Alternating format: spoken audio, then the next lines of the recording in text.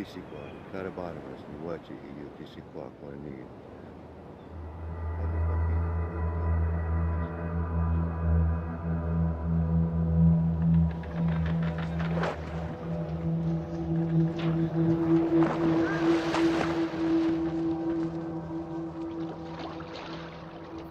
It is a story at the heart of America.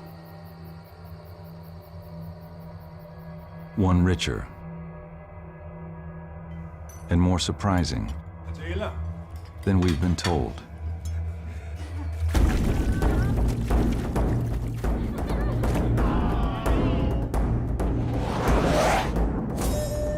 American Experience presents a story that spans 300 years and a vast continent. The greatest thing a person can have is the power. Bene Guzzi, it's scary. It is a story of hope, courage, and survival. We were about to be obliterated culturally. Our spiritual way of life, our entire way of life was about to be stamped out.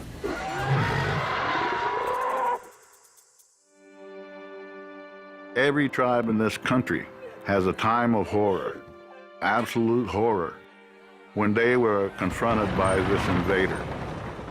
What we did to the southeastern Indians, it's ethnic cleansing. It was done to them, so they did it back.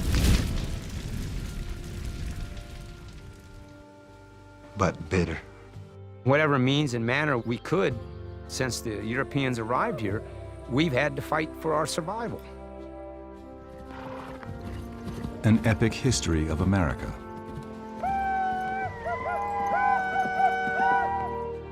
Seen through native eyes. Too remarkable. Too inspiring to ever forget. The Master of Life has appointed this place for us to light our fires. And here we shall remain.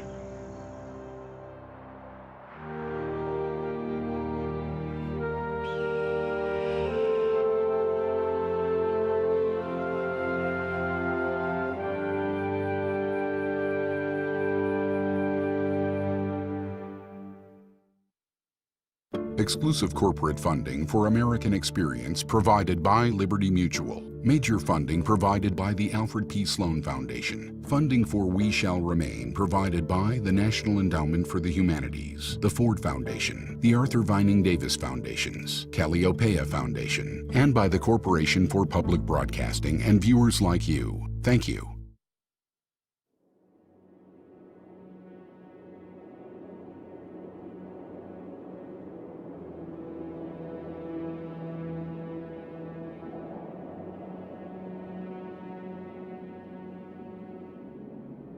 On a cold night in February 1973, a caravan rolled through the Pine Ridge Reservation in South Dakota. The cars were packed with 200 Indians, men and women, local Oglala Lakota, and members of the urban militant group, the American Indian Movement. They headed toward the hallowed ground of Wounded Knee, the site of the last massacre of the Indian Wars. Going into Wounded Knee that night, when it was dark and scary, and we were clinging to our weapons tightly. There was a full moon, and we knew that a battle was going to come. I was sitting there thinking of some of these young men that are around me. Am I committing them to die? I was ready to do whatever it takes for change. I didn't care. I had children, and for them, I figured I could make a stand here. They were up to no good. I mean, why would they be traveling in a caravan with all these weapons and all these Molotov cocktails if they weren't going to engage in some kind of destructive activity? By the 1970s, Native people, once masters of the continent, had become invisible, consigned to the margins of American life. Their anger and frustration would explode in Wounded Knee. We were about to be obliterated culturally. Our spiritual way of life, our entire way of life was about to be stamped out. And this was a rebirth of our dignity and self-pride. For the next 71 days, Indian protesters at Wounded Knee would hold off the federal government at gunpoint. Media from around the world would give the siege day-by-day coverage, and Native Americans from across the nation would come to Wounded Knee to be part of what they hoped would be a new beginning.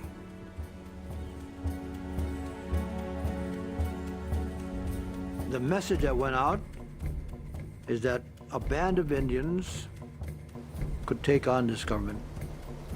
Tecumseh had his day, and Geronimo, Sitting Bull, Crazy Horse, and we had ours.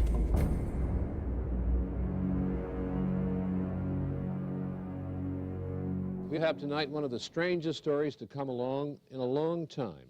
A group of American Indians has taken over the town of Wounded Knee in South Dakota, and they have been holding it for nearly a whole day. This afternoon, the FBI said the Indians are in charge of the town.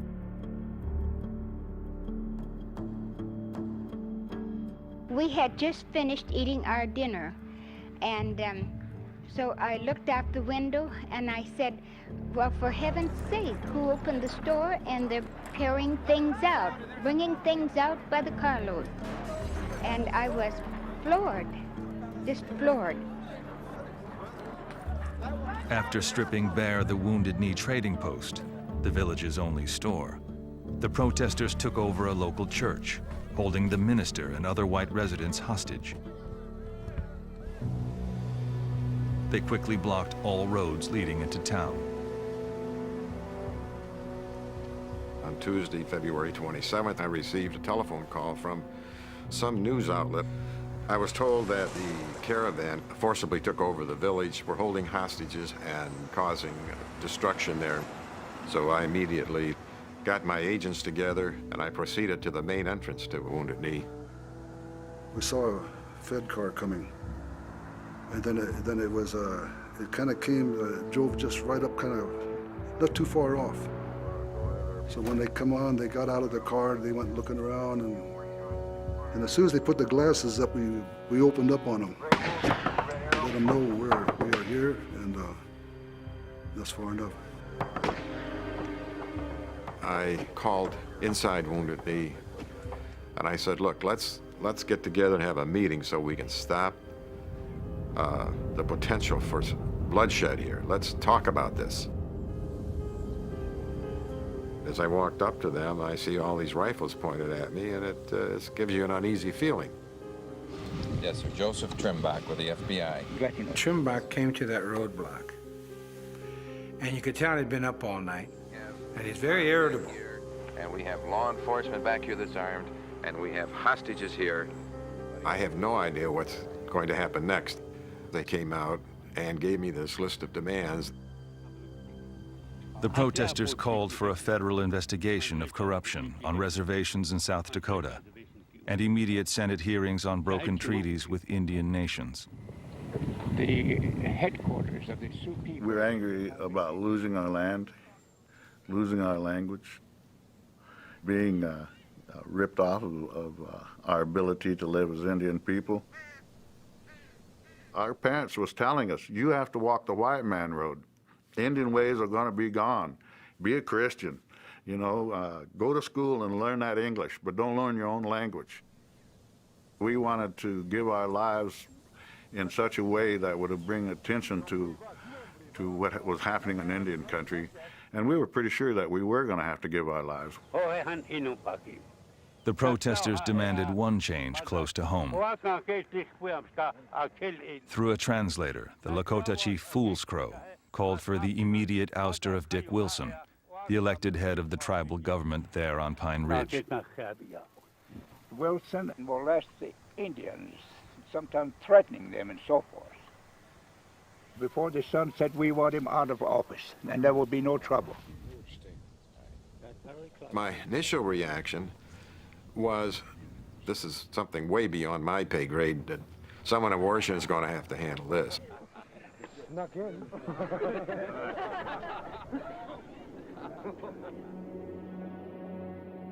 The standoff was unfolding on the Pine Ridge Reservation, home to the Oglala Lakota, not far from where chiefs like Red Cloud, Sitting Bull, and Crazy Horse had once led their people into battle.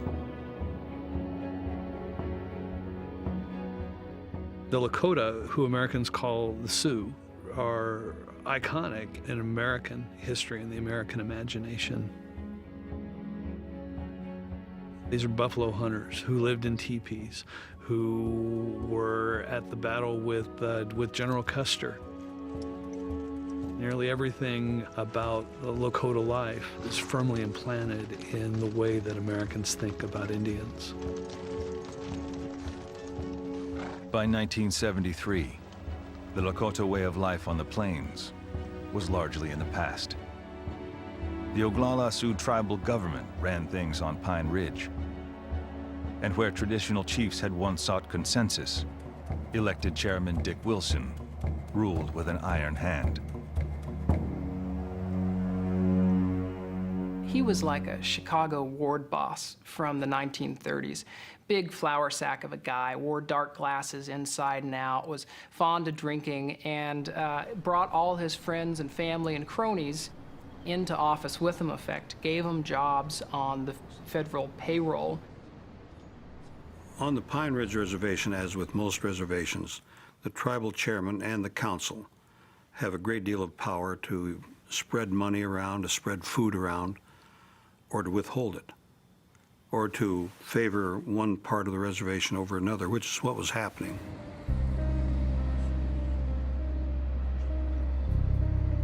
Wilson favored mixed-race, assimilated Indians like himself, and slighted the traditional Sioux who spoke their language, practiced their religion, and remained loyal to the traditional Oglala chiefs. Do you get any help from the tribal council? No. Dick Wilson's the president here. He's the worst one, I think. I mean, he's the, I don't know, he gets the most favorite thing. The federal census, I think every decade through the mid to end of the 20th century show Pine Ridge as the poorest jurisdiction in the United States. So there's poverty and then there's reservation poverty.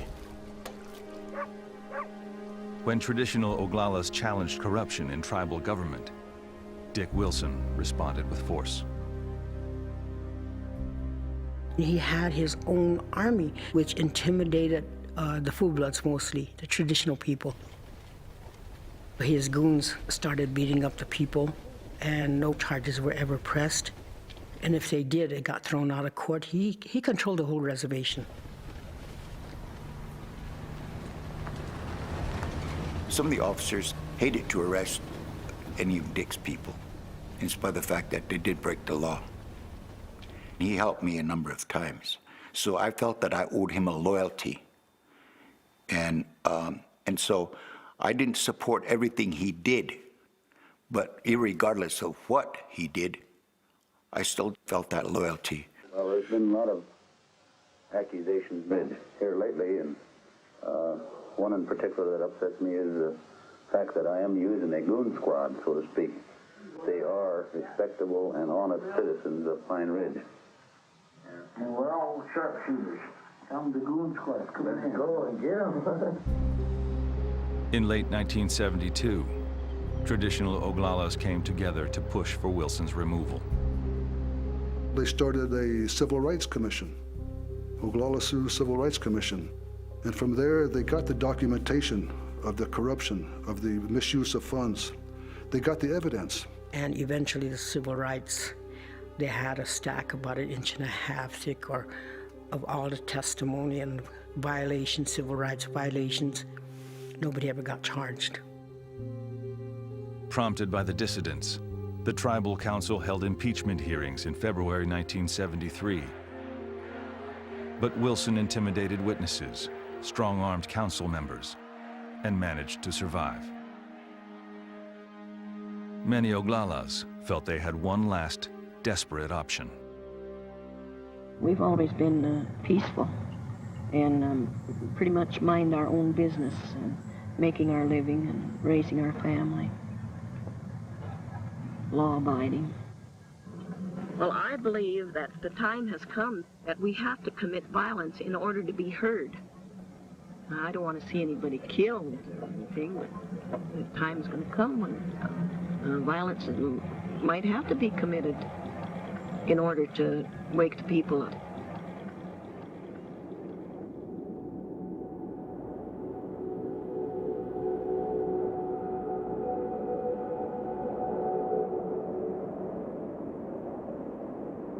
By the second day of the siege, the spectacle of armed Indians holding a town and 11 hostages had put the U.S. government on full alert. By this morning, the entire area was blocked off by police. There were roadblocks as far away as the Nebraska state line. On the far rise is roadblock 1.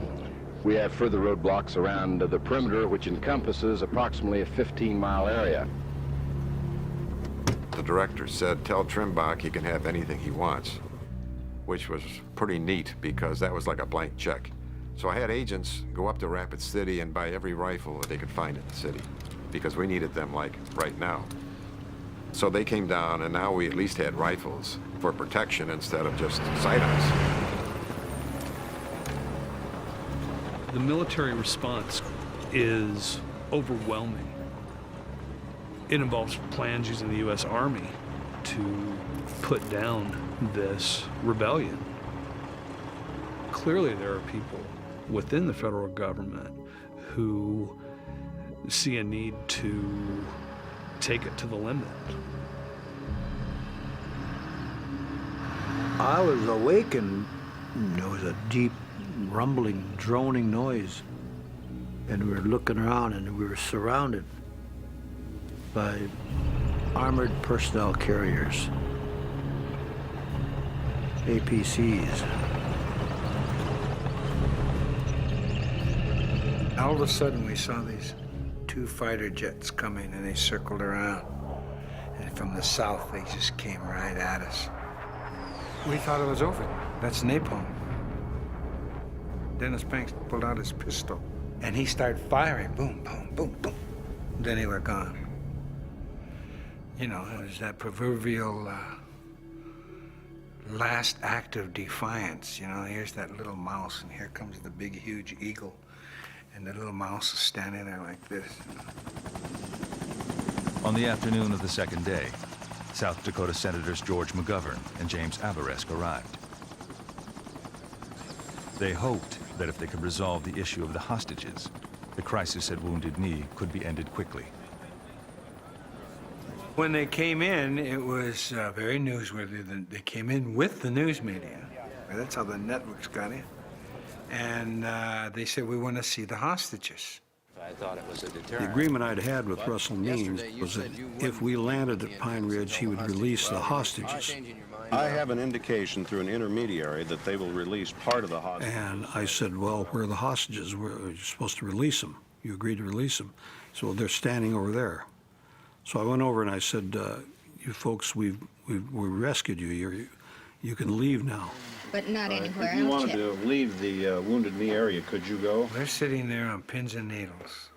Asked Trimbach. We had people with them and said that they can leave. And Mrs. Gildersleeve, the matriarch, we're not hostages. We're going to remain here. It's your fault that these Indians are here. Have you listened to them? You know, we're not leaving because you'll kill them if we leave. Once they realized no one was being held hostage, the senators hoped to persuade the protesters to stand down by offering to convene hearings on their concerns sometime in the future. We knew that a put-off, a stalling tactic would happen once there was no threat to any other lives other than Indian lives. You are going to walk away from here and say after a while, Doksha, you know? And we're not going for Doksha anymore. We're not going for later anymore, Senator. I told you over the phone that I've bet, and everybody here and down there have bet with their lives. AIM decided that their strategy would be to confront the government and try to win the public relations battle. Prior to that time, being a Mr. Nice Guy didn't really work with the government. They didn't give a damn. So that's the reason that AIM thought this was the way to do it. 250 armed U.S. personnel now surrounded the village of Wounded Knee. I felt good. This is why AIM was alive. This is why we came to be. To stand up against the FBI, stand up against the U.S. Marshals, stand up against goons, you know, tribal police. And inside, we've got freedom. Don't let nobody in.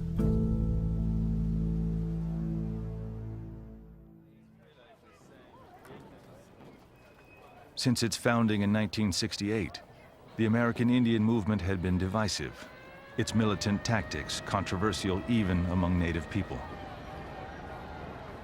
Created in Minneapolis by young urban Indians fed up with police harassment, the group had shown a knack for generating publicity.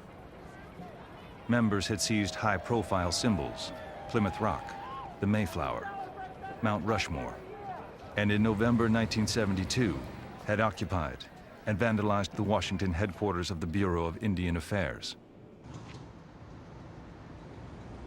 Weeks later, in early 1973, AIM took its campaign into the reservation border towns of South Dakota.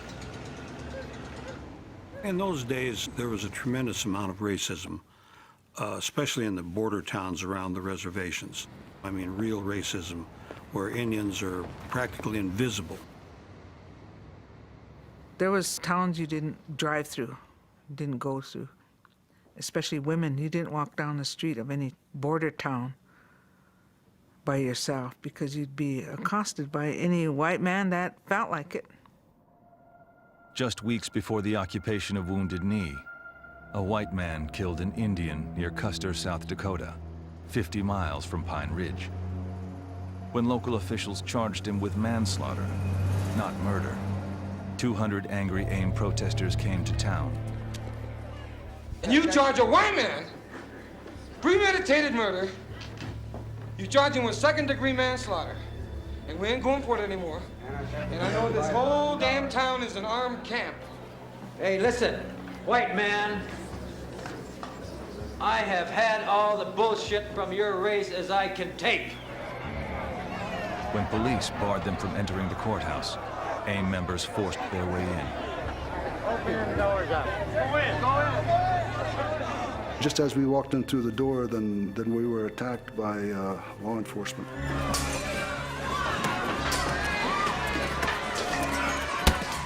We were fighting, and they come at me with the nightsticks, so I blocked it and took it away and started using it on them. I know I was right on the steps, you know, and things were happening. We bloodied the guy, we took the helmet away, we bloodied him up. Then I ran across to help get gas from the filling station. We were filling up, making Molotov cocktails and busting the bottles on the building, and the fire just started on the wall and everything. Protesters set the courthouse ablaze and left Custer in shambles. There was absolutely an element in AIM that considered itself a revolutionary organization who were comfortable being around guns, who absolutely loved the idea of AIM being outlaws, who just wanted to get it on. The confrontation in Custer caught the attention of the Oglala dissidents on Pine Ridge. 3 weeks later, when their campaign to impeach Dick Wilson failed, they asked AIM for help. Calling an AIM is attractive, but it's a roll of the dice. It's a roll of the dice because where AIM goes, chaos often follows, so that when those traditional chiefs bring in AIM, they're doing this in full knowledge that as they go down the road, they don't know exactly what's going to happen. The Oglalas had exhausted all legal options. They believed that to put an end to Wilson's harassment and intimidation, they needed what AIM could offer. AIM can bring bodies, they can bring people. They have the phone numbers of people at TV networks who can get on airplanes and bring television cameras out. None of the established national Indian organizations can do what AIM does. The American Indian Movement's motto was anytime, anywhere, any place. And that was the most important job that we could do, is to be where there was injustice and to confront it. At a crowded community meeting, dissident Oglalas, 5 traditional chiefs, and AIM representatives finally arrived at a radical plan. Together, they would seize the town of Wounded Knee. They would force Dick Wilson from office and, for the first time in nearly a century, draw national attention to Indian concerns. The Oglala Nation is at a crossroads that can change the course of history for Indian people all across the nation. And I would like to ask that the chiefs listen very closely to what is being said here. There was this hesitation. No one could make a decision, and no one would endorse us. And then the women started to talk. Ellen Movescamp, a founder of the Oglala Sioux Civil Rights Organization, argued in favor of occupying Wounded Knee. This has been going on for a long time before we invited the American Indian Movement here. Because the people were scared, and they are scared of Dick Wilson and all his men. I don't see why all these people come from all over. I don't see why they can't take him and throw him out or throw him in jail or something, the way he's been terrorizing people here on a reservation. And I live in Pine Ridge at that gunpoint, but I'm not scared of them anymore. She was pushing, and she was pushing to spark something. And oh, it did. Finally, Foolscrow, the oldest traditional chief present, spoke. "Go ahead and do it," he said. "Take your brothers from the American Indian Movement and go to Wounded Knee and make your stand there."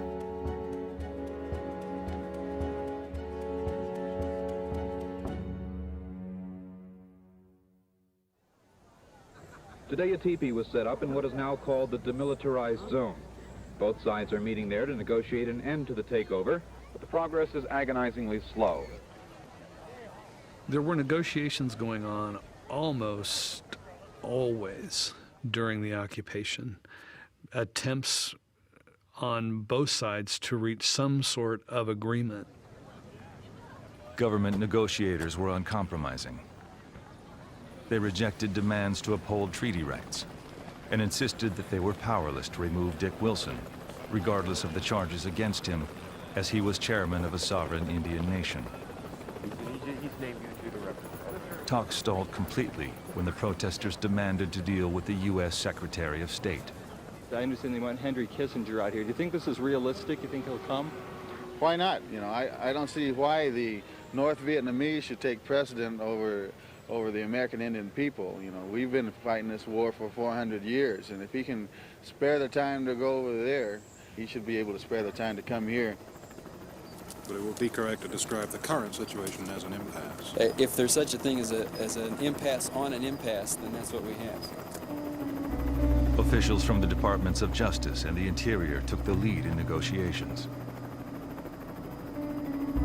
The attention of the White House was elsewhere, on the unfolding Watergate scandal. There was no question that the White House was distracted during this Wounded Knee siege. Although they sent mid-level officials out to run this siege operation, they didn't have their mind on it. Nixon had his mind on trying to survive the Watergate thing. Things might have turned out a lot differently had they not been distracted.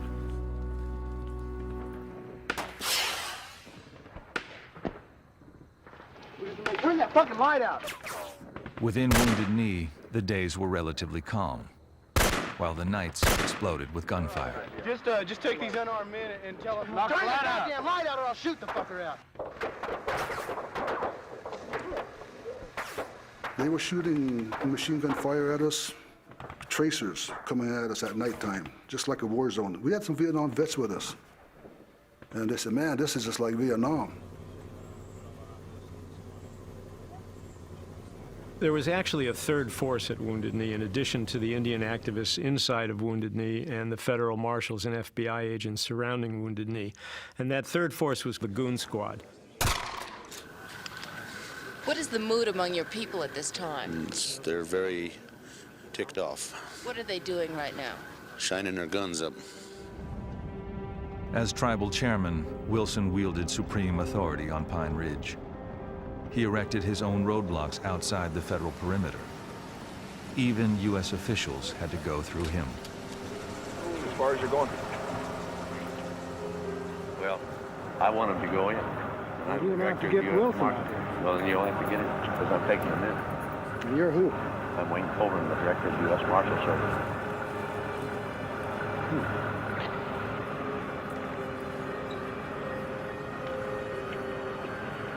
Well, what do you think? Should let him in? These goons were armed, and they frequently got in between the federal lines and the Wounded Knee perimeter and shot in both directions with the intent of provoking firefights, because they were angry that the government didn't go in and take over Wounded Knee. Inside the village, the protesters had their own military operation. Led by Indians trained by the government, they now took up arms against. There was a lot of people there that had been in Vietnam, and a lot of people had just been in the military. Some older people had come in, and they'd actually been in Korea. They knew how to give orders, they knew how to take orders, and they knew how to do things that they didn't have to be told twice.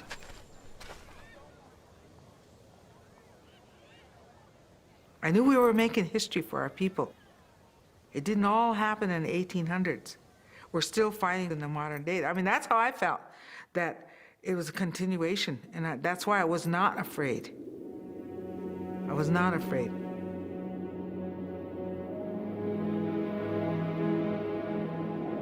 In the 19th century, the Lakota fought furiously to defend their territory against relentless American expansion.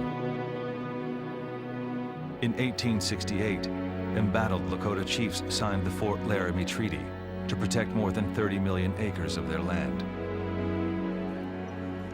But the United States soon reneged and forced the Lakota onto small, desolate reservations. Americans like to think that American Indian history is something in the past. I'm one generation removed from the genocide of my tribe. And every tribe in this country has a time of horror. I mean, a time of absolute horror when they were confronted by this invader. And some it happened almost 500 years ago. But as they come across the plains, our time of horror came in the late 1800s, and we remember it very well.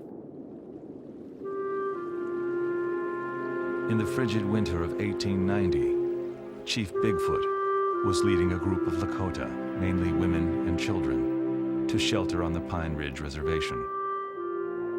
On the morning of December 29th, they were attacked by the U.S. Army on the banks of Wounded Knee Creek. My great-grandmother is Katie Warbonnet. She was a survivor at Wounded Knee. When the shooting broke out, she and her sister got Kiksawi, ran down into the ravine and made it to some plum bushes. And she could hear the firing and hollering, and then finally it was quiet. More than 300 Lakota people lay dead. After remaining untouched in the ice and snow for 3 days, they were buried in a mass grave. The massacre would mark the brutal end of centuries of armed Indian resistance.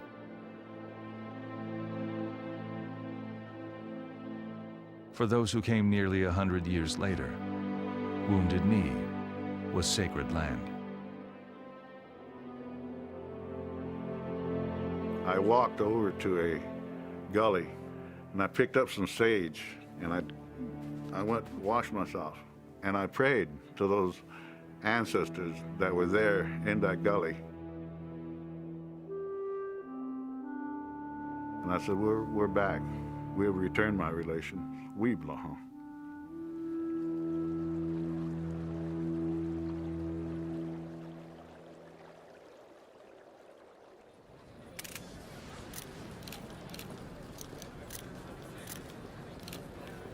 This is where the television crews await the hour-by-hour events in Wounded Knee. This privileged position is protected by the Indian chiefs. Clearly, the chiefs are anxious that this rebellion and its outcome receive as much publicity as possible. It would have been very simple for the federal forces to go into Wounded Knee and take over. There would have been some casualties, but probably the government would have considered them tolerable. What made it so interesting was that the Indians existed underneath a protective bubble of publicity and shame, because everybody knew that this was the site of the last massacre of the Indian Wars, and the last thing the government wanted to see was a massacre on the same site. 1 week into the siege, all 3 television networks had stationed reporters in Wounded Knee. Polls estimated that more than 90% of Americans were following the crisis on the nightly news. If they came and killed all of us, it would be recorded, and it would be seen by the world, you know, where the 1890 massacre wasn't. And if they didn't, if they decided, you know, that media was there, so they don't want to murder all of us, well, then the media is there to tell our side of the story.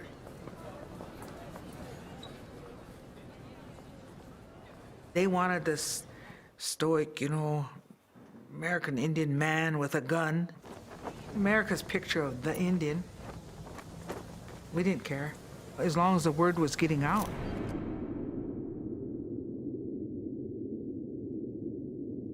Après 37 jours de conflit avec les autorités fédérales, les Sioux de Wounded Knee dans le Dakota du Sud. There was a lot of folks here. A lot of foreign press were here. And they made it out to be kind of a cowboy Indian adventure, you know? More people wanted confrontation. That seemed to attract the viewers. You guys get up so tight and start panicking, and you get down on the press. And we want them to film this bullshit. They all heard them fire first with that open up with automatic weapons. Well, we got to get that film. We got 22s in our hand against APCs.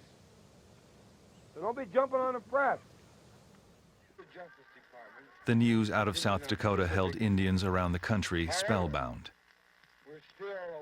Some were ashamed by AIM's armed display of defiance, but many were inspired.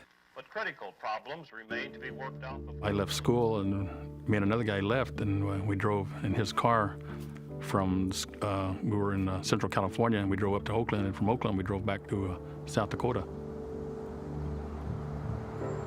Up until '73, when it started, I was never involved in anything politically, doing with either Native Americans or any other organization.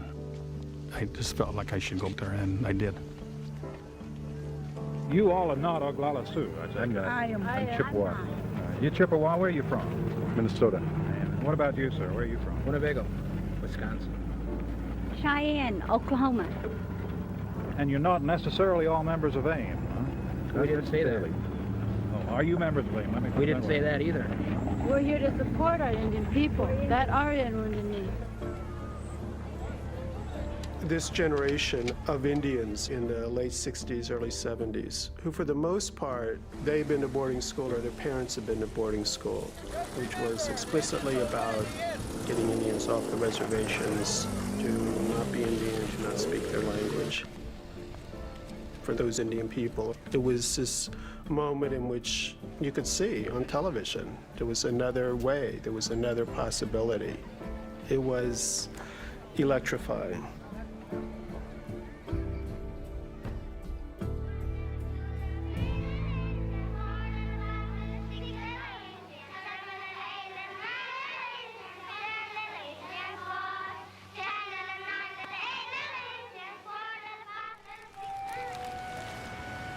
There is one dark day in the lives of Indian children, the day when they are forcibly taken away from those who love and care for them, from those who speak their language.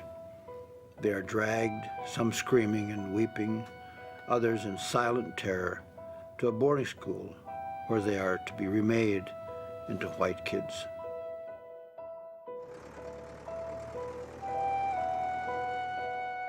By the late 19th century, the Indian Wars were over.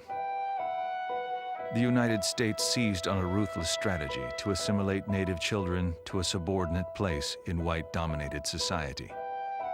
Government-run boarding schools. I was 5 years old. My mother was crying, and they were taking us off. And my sister Audrey, who also, you know, was like a second mother to me, and a very close friend as a sister. And my brother Mark, they were very sad.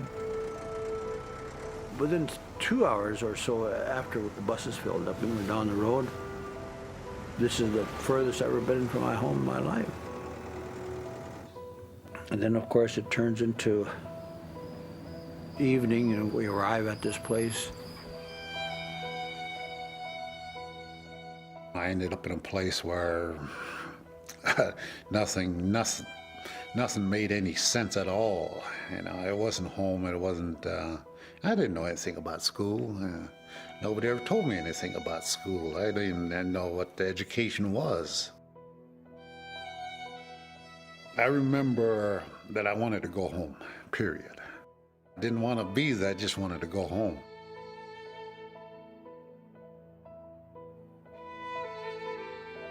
And we all had to strip down naked, and then they put the DDT on us. They line us up, they're cutting our hair. You have long hair, you have braids, and that gets cut off. And I would say within a matter of an hour and a half, we're standing there, all looking alike.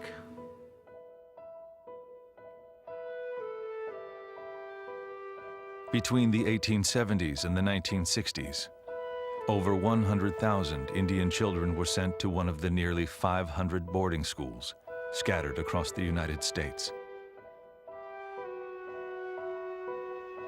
Through the agencies of the government, they are being rapidly brought from their state of comparative savagery and barbarism to one of civilization.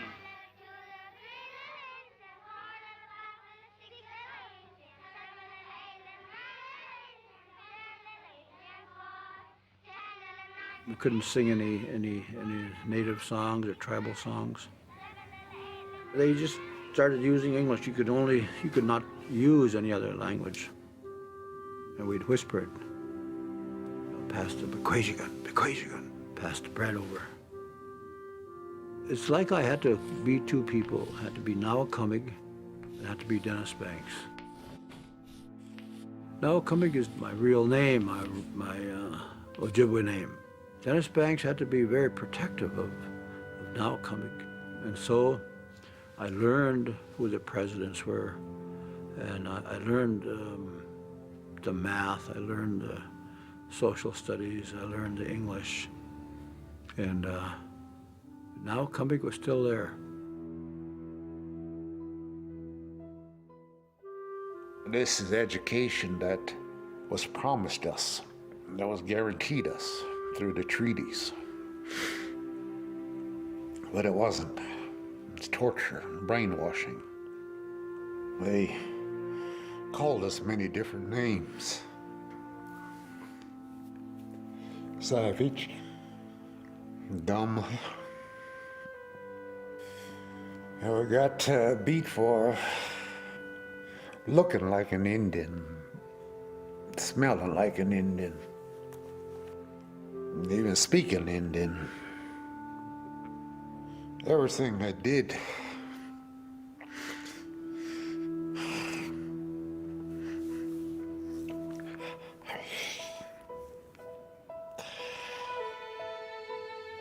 Their de-Indianization program, it failed. But the toll was devastating. It destroyed our family. It destroyed the relationship we had with our mother. I could never regain that friendship, loveship relationship that I had with my mother. It wasn't there anymore. And that's what, to this day, I keep thinking that, you know, damn this government, what it did to me and what it did to thousands of other children across this country.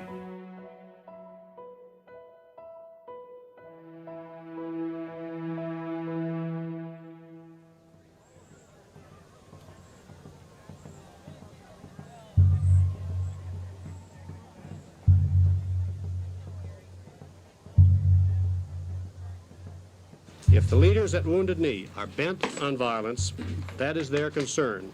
But I call upon them now to send the women and the children, both resident and non-resident, out of Wounded Knee before darkness falls tomorrow.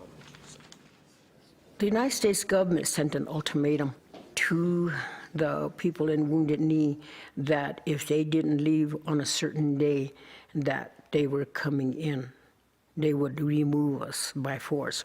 We are going to reject any kind of conditions that pushes us out of the Wounded Knee area until all of the issues of the Oglala Sioux are met. I told Dennis, just burn it. And at that time, we all started making preparations for making that last stand. We smudged everybody as they came up and painted them. When you go off to war, if you're killed in battle, then the paint will signify that you went there with the blessings of the pipe, and that you'll go to the spirit world with great honor. I had this little bitty bag, little bitty fringes on it. I had one bullet in there, and I had a semi-automatic. And I only put one bullet in there, and somebody said, how come one bullet? I said, I'm going to wait, because if I'm going, I'm going to take somebody with me.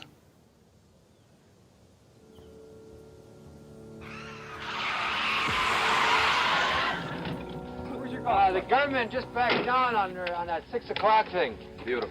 2 days after issuing the ultimatum, U.S. officials shifted tactics. Hoping the occupation would simply peter out, they removed roadblocks around Wounded Knee and persuaded Dick Wilson to remove his. Federal officials would keep the inflammatory tribal chairman on the sidelines for the rest of the occupation.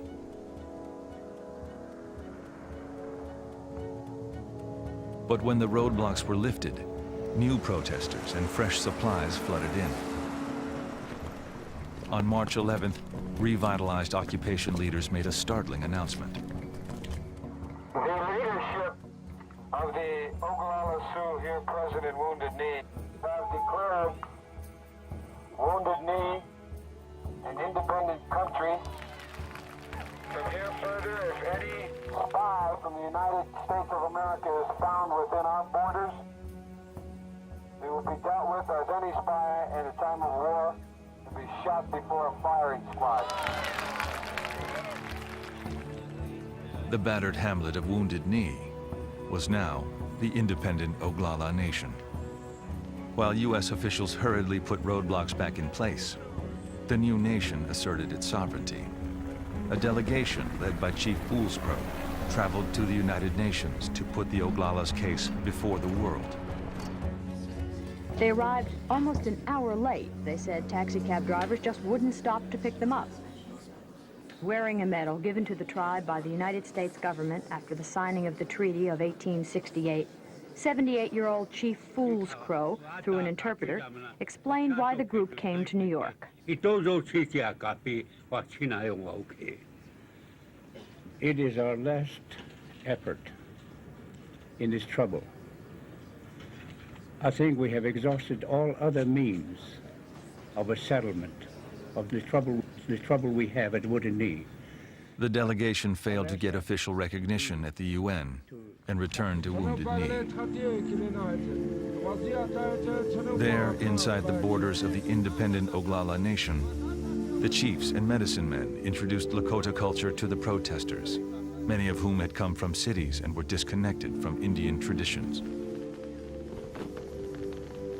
One of the first things that we did when we got into Wounded Knee is we built a purification lodge, a NEPI, a sweat lodge. And everybody was required to go in there and purify themselves and to pray and ask the Creator for help. Everything that we did was preceded by prayer and gathering, smoking of the sacred pipe and tobacco offerings, everything.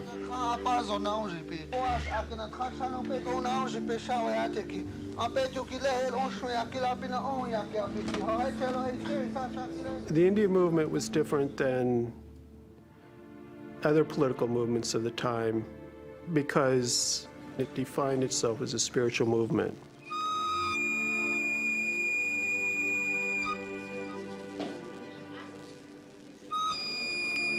Their trajectory, in a way, mirrors what a lot of the Indian world was about, which was trying to connect with traditional knowledge, culture, religion.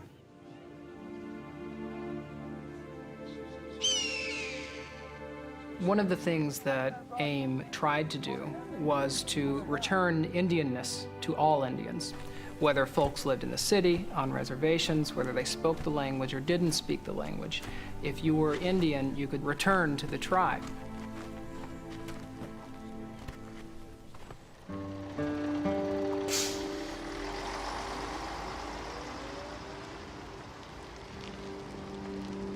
Many of the protesters had left reservations behind, along with thousands of other Indians, as part of the federal government's Indian relocation program of the 1950s and 60s. The government thought one way to solve the Indian problem was to relocate Indians from the reservation to the bigger cities. They couldn't kill the Indians anymore. That was out of fashion by the 50s. So they decided to experiment. They did a lot of experimenting with Indians. Relocation program was one such experiment. It was exciting, relocation. You know, you get to go to a big city and they'll help you find a job, and you'll get to, you know, see the rest of the country. Of course, you weren't forced to go on relocation, but they made it look good. Streets paved with gold. We ended up in Cleveland, Ohio. Over 100,000 Indians were relocated in just 15 years. The government promised to help them find schools, housing, and employment. But for many, the promise rang hollow. They put us in a real dumpy motel, and I was just sitting there thinking, I wonder what's going on at home. I could just see the rolling hills and the small town.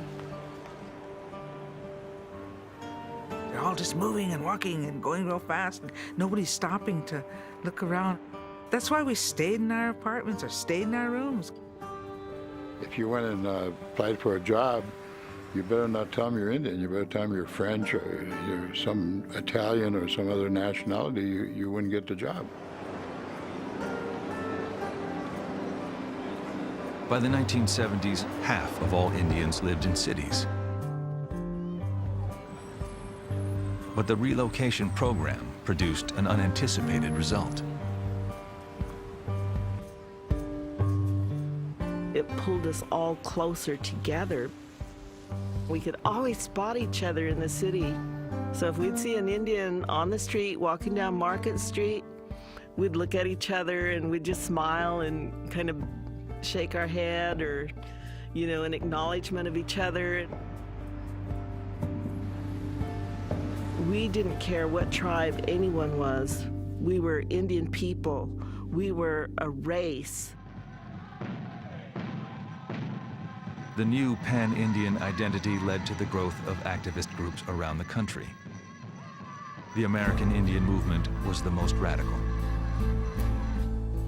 There were a lot of Native people that were afraid to stand up. Geronimo demonstrated, man. Crazy Horse demonstrated.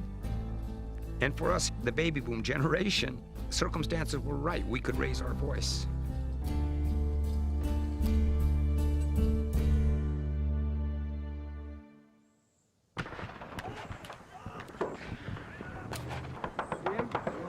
Over the course of the siege, government forces would pound the village with more than 500,000 rounds of ammunition.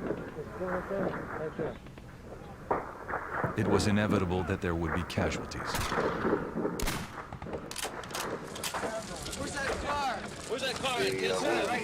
Apparently has a wounded party. It really don't bug me that much. I really don't mind getting shot. We are willing to sacrifice our lives for our children so they will not have to grow up in the society we grew up in today. Milo and myself got hit. We knew that no one was going to go through this completely unscathed. There was somebody that was going to get it again.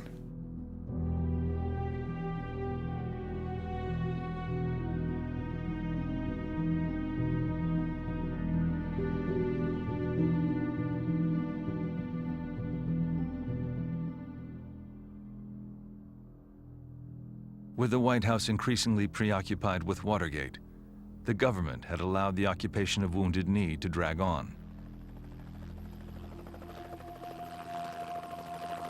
But at the end of March, the Justice Department sent a new negotiator who changed tactics. Shortly after I arrived, the lifestyle was somewhat changed of the occupants of Wounded Knee.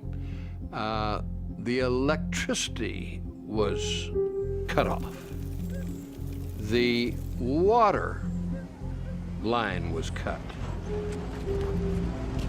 Then Frizzell cut off the protesters' most vital lifeline. He ordered reporters to leave town. Y'all get back to the cars, okay? Just get back in the cars till we get to word. Don't touch my hand either. Just get back in the car till we get to word. I frankly think that the barring of the news media has had an effect on negotiations. A positive effect from the government's point of view, because all of a sudden, those in Wounded Knee weren't seeing themselves on top of a pony waving an AK-47 at the American personnel on the ground. Just when the siege was officially kicked off the airwaves, it got renewed publicity from an unlikely source, Hollywood. That he very regretfully cannot accept this very generous award. Marlon Brando refused his Oscar for Best Actor in The Godfather in protest of the negative portrayal of Indians in the movies. Excuse me. Brando sent an Apache actress named Sacheen Littlefeather to represent him at the award ceremony, watched by millions.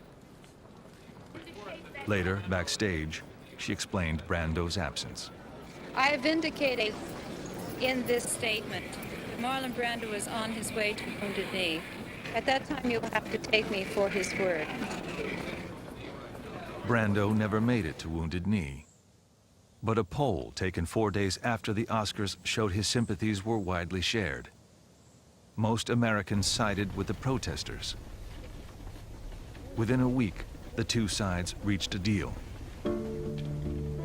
The siege of Wounded Knee, South Dakota, ended today. Representatives of the Indians and U.S. Interior Department officials formally signed the pact this afternoon inside the embattled village. Government officials promised to investigate corruption on Pine Ridge and to immediately convene a White House meeting and congressional hearings on treaty rights. For their part, the protesters agreed to lay down their arms.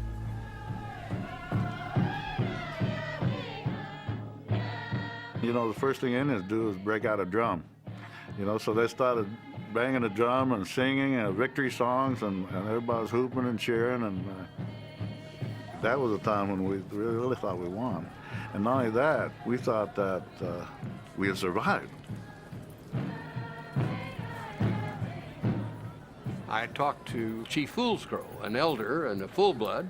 I offered him a ride on my helicopter if he could get this young Indian lad to let me ride his pony. He thought it was a wonderful gesture, and I did the same as I galloped off on that pony bareback. Chief Badcobb, Medicine Man Leonard Prodog, and Russell Means rushed to Washington for a meeting at the White House.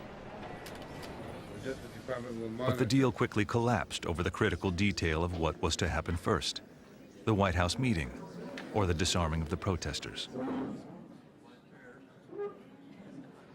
The White House will not negotiate while guns are pointed at federal officials in Wounded Knee. That is our position.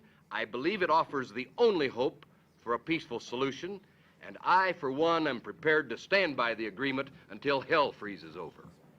If we give up our arms, hello? That is so stupid. It's beyond belief that they would even say that to the press. What? These stupid Indians are going to go to negotiate after they lay down their arms? What? Nobody does that in the entire world in history. After the agreement unraveled, Russell Means was arrested. He would spend the rest of the occupation in jail.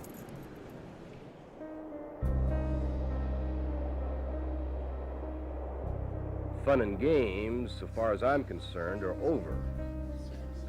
A United States Marshal has been seriously wounded. Many of the some 300 persons in Wounded Knee are sick with bad colds. Doctors here report at least 15 persons have pneumonia. The garbage is piling up. The food is running short. 1 meal a day is now the rule, and that's not much of a meal. One time, one of the guys came in and he had a sack on his shoulders, and it was, I don't know, maybe a 50-pound bag of what they fed calves. So that's what we ate. We made pancakes out of it and whatever. We just treated it like flour. We had been rationing ourselves to 1 meal a day, 1 full meal a day. We are cutting that effective today to 1/2 meal a day. At the time, I was minding my own business in Boston, following the Wounded Knee story in the news like everybody else. One day, somebody walked into my office that I knew within the Boston anti-war movement. They had heard that I was a pilot, and they needed somebody to go in there who could fly over the federal blockade and bring them some food. If there's any plane comes by here today, we don't want anybody taking any pot shots at them things, because it's going to be making a food drop to us today. We operated out of Rapid City, South Dakota, 3 o'clock in the morning. We were over Wounded Knee about 40 seconds, made the drop, and we were gone. And 2,000 pounds of food landed in the village. At first, we thought we were being attacked. We thought they were gassing us, because what it was the flour exploding and creating a big cloud, but then all of a sudden, we said, well, this is food, So we're all out there gathering the food, and the FBI opens up on us. The night before, a man named Frank Clearwater and his pregnant wife had arrived in the village. Clearwater said they had hitchhiked all the way from North Carolina. When he came in, he had his own gun. He had a kind of a big long-barreled shotgun. And looked like he came out of the hills, too, She said he was Cherokee, Yeah, he looked like one of those mountain men. They had ready-made cigarettes, which was a very big deal because we were all smoking in those days, and we were smoking cherry bark and things from the ground. And here was a ready-made cigarette. And so I remember Frank Clearwater lit it up, and we passed it around in a circle like a form of communion. When bullets began to fly on the day of the food drop, Frank Clearwater took refuge with other protesters in a church. As they hugged the floor in an effort to stay out of harm's way, a bullet tore through the plasterboard wall and struck Clearwater in the head. He had been in Wounded Knee for less than 24 hours. A brother named Strawberry had his hand on the back of his head, and he was holding his skull.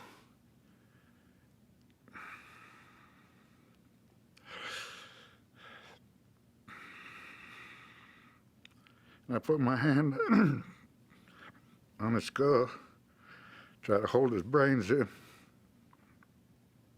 And we took him in the clinic, and they couldn't save him.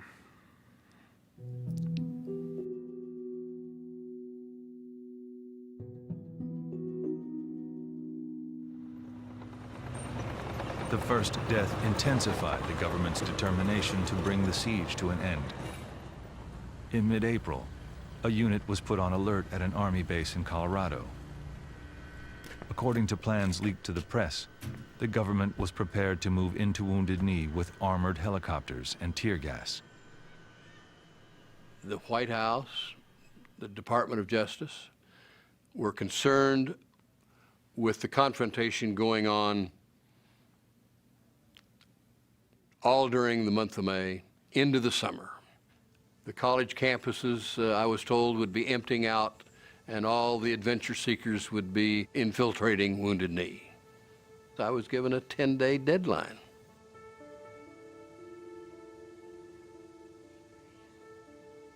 Officials were destabilizing the occupation using covert tactics. I have some information I think that you'll be interested in, and it's based on a source that we have utilized in the past and has furnished us information in the past within Wounded Knee. Now, very frankly, I cannot identify him for obvious purposes. There were almost surely spies within Wounded Knee. The U.S. government had infiltrated the American Indian movement like it had infiltrated every political organization in the U.S. during that time. AIM knew that they had spies in their midst, and that was part of the FBI's game. Not just to have the spies to get information on what AIM was doing, but to get AIM guessing as to who those spies were, to get them paranoid and pointing fingers at one another. What is that? What did you point at me?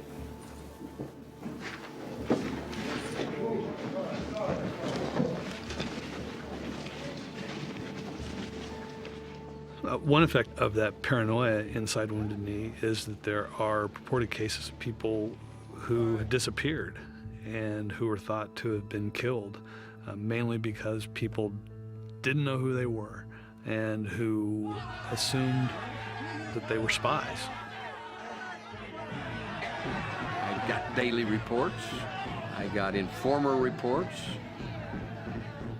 This information came to me through the tribal government and through the FBI. On April 26th, Wounded Knee sustained the heaviest barrage of gunfire since the start of the siege. When the shooting subsided, Buddy Lamont, a 31-year-old Oglala from Pine Ridge, came out to investigate. Lamont was a Vietnam veteran who'd been in Wounded Knee since the beginning. Everybody started getting up and going back to about the normal routines, and Buddy got up and walked over to the trenches where we were at. A sniper at a good 1,000 yards hit him squarely in the heart. And he wasn't even aiming the gun. He had his back turned, you know, and his weapon was on his shoulder. You know, to me, that was murder. Negotiators agreed to a ceasefire so that Lamont's family could bury him at Wounded Knee. On May 6th, Buddy Lamont was laid to rest next to the victims of the 1890 massacre. They asked me if I would say a prayer for him, which I did. It said 2,000 people came and one remained.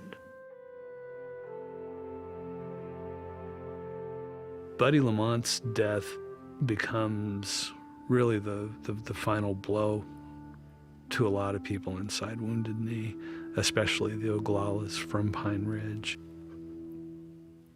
He was somebody that everybody knew his mom, and he was there for all the right reasons, fighting for something that he cared about. And for Buddy Lamont to die was more of a tragedy than most people could bear. Fool's Crow and the other Oglala leaders had had enough. Despite AIM's objections, they insisted on bringing the occupation to an end. On May 8, 1973, after 71 days, the siege of Wounded Knee was over. In final talks with the government, AIM leaders agreed to disarm and submit to arrest. But many of the protesters were already making other plans. We asked the medicine man, we said, we want to get out of here. We don't want to leave no weapons here. So he says, we'll have a ceremony tonight and we're going to pray. So we prayed all night long. We sang this American Indian Movement song. An honor song, a memorial song.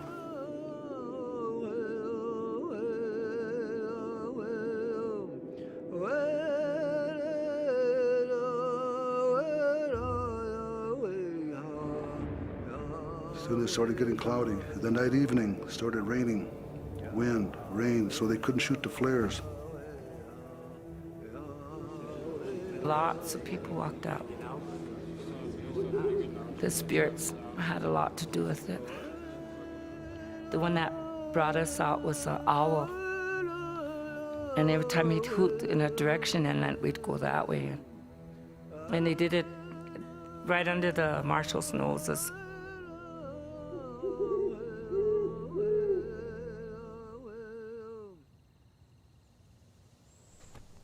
As the protesters fled Wounded Knee, a triumphant Dick Wilson toured the remains of the town.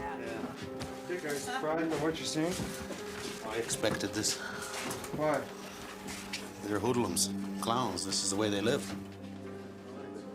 Not only was Dick Wilson still firmly in charge, he would exact revenge on his opponents as the federal government looked the other way. The Oglalas don't like what happened. And if the FBI don't get them, the Oglalas will. We have our own way of punishing people that way. Shooting on the reservation? You said it. We'll take care of them. After Wounded Knee was a period of time that the dissidents called the Reign of Terror. It was a time when Dick Wilson truly unleashed his forces on the folks who had supported Wounded Knee. In the 3 years following the siege, 2 FBI agents and more than 60 AIM supporters were killed, giving Pine Ridge the highest per capita murder rate in the country. As the reservation spiraled into violence, the government went after AIM in the courts. One thing that Wounded Knee gave the federal government an excuse to do was to try to litigate the American Indian movement out of existence. You and your bunch of hoodlums take over down there, you destroy people's property. Within months, more than 500 indictments were brought against AIM members, most on minor charges that were later dismissed. They succeeded in tying up AIM in court, and AIM at this point, with all those resources going into court, lost its way. AIM fell into disarray and violent infighting, and would never again have the impact it had in 1973. But the hopes inspired by the siege would echo in the decades to come. Despite the chaos that followed in its wake, Wounded Knee would prove to be a turning point in the history of Native people. We need to let the rest of the world know what was going on. 2 states over, they had no idea about Indian people. We were just invisible. We were the ones that kicked the doors open on the Indian issue and let the world see.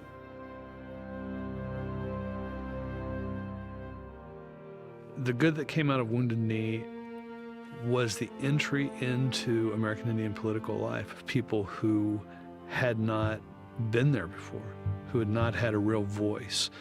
People learned they could tackle problems, create opportunities, and I think that coming out of Wounded Knee, people knew they could make a difference.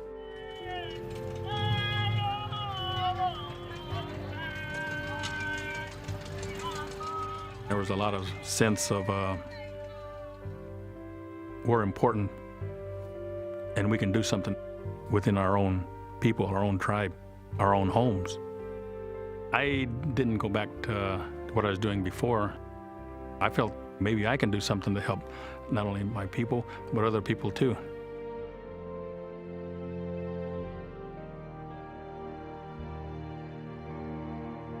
Native activism would spur the revitalization of native cultures. In the years following the siege at Wounded Knee, Indians would create tribal schools and cultural institutions charged with preserving Indian traditions and passing them on. In the late 60s and early 70s, these were still emerging ideas about reconnecting with traditional culture, language, religion. That was starting to happen. But this became the majority sentiment in the space of just a handful of years. It was really about identity. It was about affirming we're still here, we want to be here, and we want to be here on our own terms.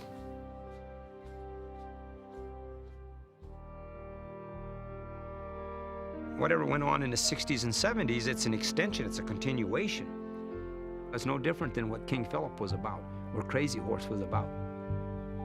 And whatever means and manner we could, since the Europeans arrived here, we've had to fight for our survival.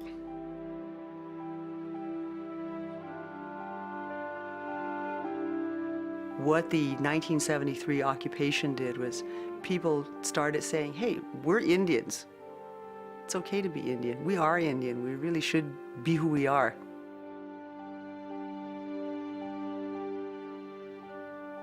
The struggle that we have in the 21st century is to remain ourselves.